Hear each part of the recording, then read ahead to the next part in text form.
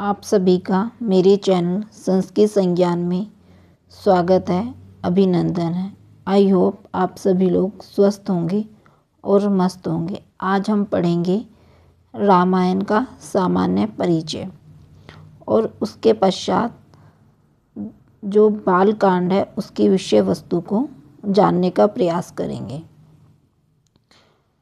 रामायण जो ग्रंथ है वो लौकिक महाकाव्य के अंतर्गत आता है और इसके जो प्रणेता हैं वो वाल्मीकि हैं।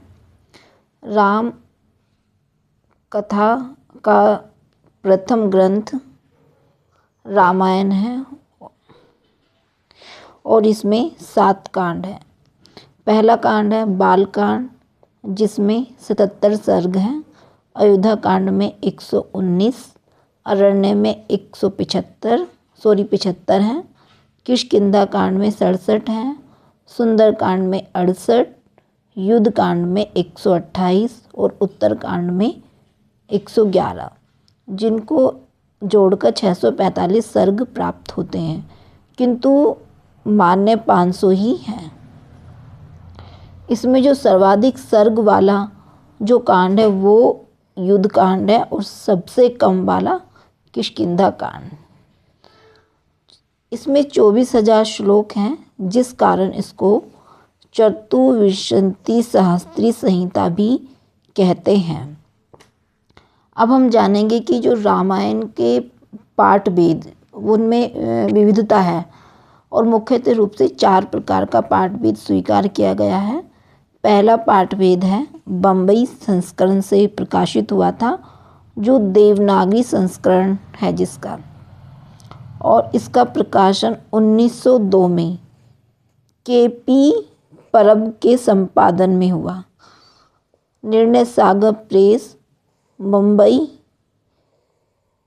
और फिर आगे चलकर यही गीता प्रेस गोरखपुर से जो हिंदी अनुवाद के सहित वाराणसी से प्रकाशित हुआ है। यही भारत में हमारे यहाँ सर्वाधिक लोकप्रिय है। इस पर हमें तिलक, शिरोमणि, भूषण आदि की टीकाएं प्राप्त होती हैं। तिलक टीका के जो प्रणेता हैं वो नागेश भट्ट ने अपने आश्रयदाता राम राजा नाम से लिखी है। अब इसका दूसरा संस्करण हमें प्राप्त होता है बंगाल संस्करण। इसका प्रकाशन जी गोरशियो ने 1843-67 के बीच में किया और ये इटली के रहने वाले थे और इसको इटालियन भाषा में इसका अनुवाद किया इन्होंने।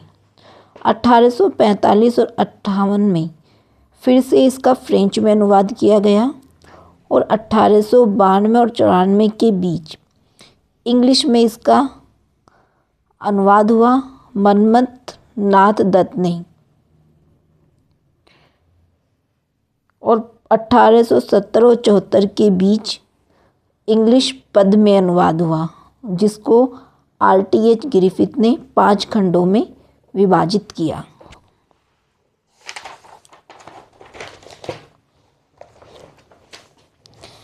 अगला संस्करण हमारे पास आता है कश्मीर संस्करण, जो पश्चिमोत्तर भारत से है। 1923 में DAV कॉलेज लोहार के रिसर्च डिपार्टमेंट से ये प्रकाशित और इसकी जो एक टीका भी मिलती है और वो टीका है कटक की टीका।